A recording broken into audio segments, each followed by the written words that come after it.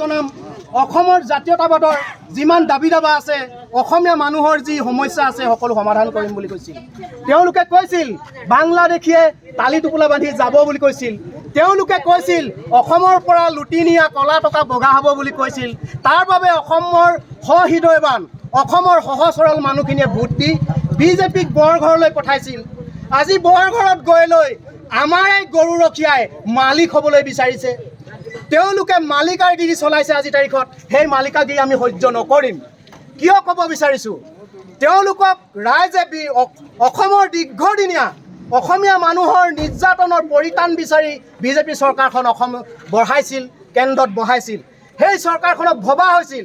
BJP পাৰ্টিটোক অসমীয়া মানুহে ভাবিছিল যে তেওঁলোকে অসমীয়াৰ জাতীয়তাবাদটোক স্থান দিব, তেওঁলোকে কিন্তু দিয়া দেখা নগ'ল। আপোনালোকে দেখিছে নেকি যে আজি তাৰিখত তেওঁলোকে যদি বিদেশী বনিয়াদ গোষ্ঠীক কোনোবাই যদি দম দিবলৈ যায়, সেই ল'ৰাকেইটাক লগে লগে চুচৰাই নি লকাপত বন্দী কৰি থয়। আৰু তেওঁলোকৰ বণিক গোষ্ঠীৰ কোনোবাই যদি পুলিচ প্ৰশাসনৰ মুখৰ আগতে অসমীয়া ল'ৰাক যদি পিটি থাকে, তেতিয়া কয় আমি তেওঁলোকক বিচাৰি পোৱা নাই। এয়া লজ্জাজনক কথা নহয়? এয়া অসম প্ৰশাসনৰ আৰক্ষী প্ৰশাসনক চকু মুদা কুলিৰ ভাও জোৰা নহয়? তেওঁলোকে ক'ৰবাত আচলতে আমাক প্ৰতিবাদ কৰিবলৈ বাধ্য কৰাইছে যে তেওঁলোকে এইটো ভুলকৈ ভাবি লৈছে। তেওঁলোকে অৰুণোদয় দিয়াৰ বাবে, তেওঁলোকে কৃষকক পইচা দিয়াৰ বাবে তেওঁলোকে সেইখিনি কিনি থৈছোঁ বুলি ভবাটো ভুল হৈছে। অসমত এতিয়াও অসমৰ জাতীয়তাবাদ শেষ হৈ যোৱা নাই। অসমৰ জাতীয়তাবাদ নতুন চামে নতুন উদ্যমে তুলি ধৰিব, এয়া কথা তেওঁলোকে জানি থোৱা ভাল। অসমৰ এতিয়াও সেই মূলা গাভৰুৰ তেজ আছে, সেই লাচিতৰ তেজ আছে, সেই বীৰ ৰাঘৱৰ তেজ আছে, সেই চিলাৰায়ৰ তেজ আছে, ইয়াত সৰ্বানন্দ সিংহৰ তেজ আছে, ইয়াত কোনোবা কমলা মিৰিৰ তেজ এতিয়াও আছে, সুভাষ সিঙৰ তেজ ইয়াতো বিয়পি আছে। বোলে এই কথাখিনি তেওঁলোকে জানি লোৱা ভাল। বোলে অসম চৰকাৰে আজি এই প্ৰতিবাদস্থলীৰ পৰা আমি এটা কথা সকীয়াই দিব বিচাৰিছোঁ, অসম চৰকাৰে যদি চৰকাৰ চলাব নোৱাৰে তেনেহ'লে হিমন্ত চৰকাৰে নিজেই স্ব ইচ্ছাই পদত্যাগ কৰাই ভাল। কাৰণ বিদেশী বনিয়াক ৰক্ষা কৰা চৰকাৰ আমাক নালাগে।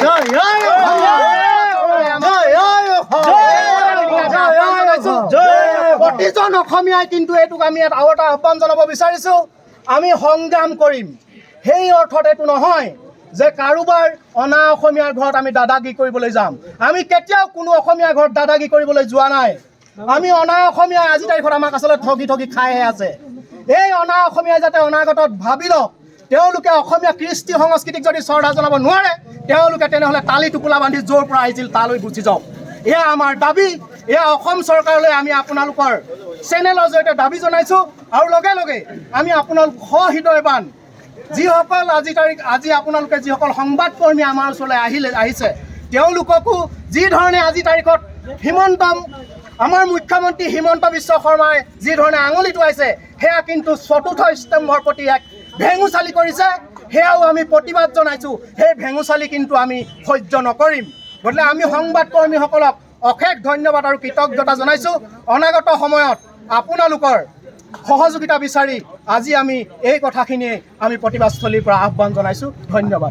অসমীয়া মুৰ্দাবাদ, মুৰ্দাবাদ, মুৰ্দাবাদ। জয় আই অসম, জয় আই অসম, জয় আই অসম, জয় আই অসম, জয় আই অসম, জয় আই অসম। অসমীয়া দাদাগিৰি নচলিব।